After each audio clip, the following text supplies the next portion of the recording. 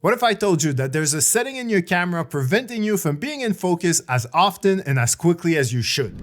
Is that something you'd be interested in? Well, if your answer is yes, stay tuned. I'm about to expose this setting and show you exactly what to do with it.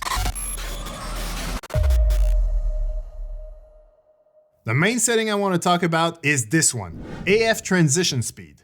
I'll go through the other ones you see on your screen as well, but let's start with this one because it's the crucial one in my opinion. You see, transition speed is the speed at which your autofocus will transition from one focus point to another. So for example, I would set it at 1 if I was trying to do a super slow-mo and artsy rack focus for a short film or maybe a music video. But as you can see, this is way too slow for sports. With AF that slow, you'll be out of focus a lot because your subject will either move or change before it even gets the chance to be in focus. So instead, I recommend setting your AF transition speed to the maximum speed, which is 7. Because when we need a player to be in focus, we need it right now. Not in 2 seconds, not even half a second, which would be the case at the default setting of 4. When it comes to AF subject shift sensitivity, let me first explain the difference between locked on and responsive, and then I'll tell you which one I use and why.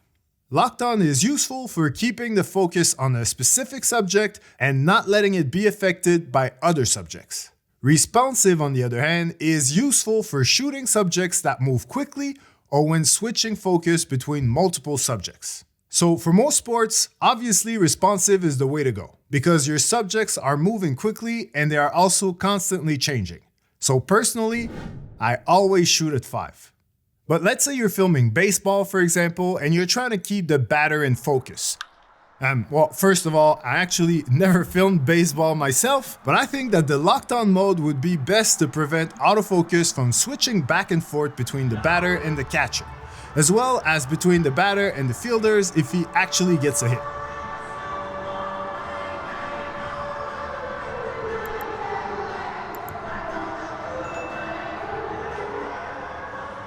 The last setting on this page is the AF assist. I leave that on because it allows me to focus manually on a subject even while shooting in autofocus.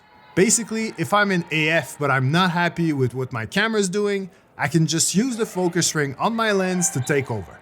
So bottom line, as you can see when it comes to autofocus, I'm not one to keep my settings wishy-washy at the default position somewhere in the middle. I much prefer have a clear vision of what I'm trying to achieve and fully commit to the settings that will get me there.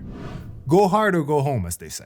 Speaking of going hard, there's a Sony sale going on at the moment, so now is the time to go all in on a new camera or a new lens. I've curated a list of 20 cameras and lenses currently on sale that I feel are great for sports videography, including the Sony ZV-E1 I reviewed last week. So make sure you click on the link in the description if you're interested in some sweet Sony deals.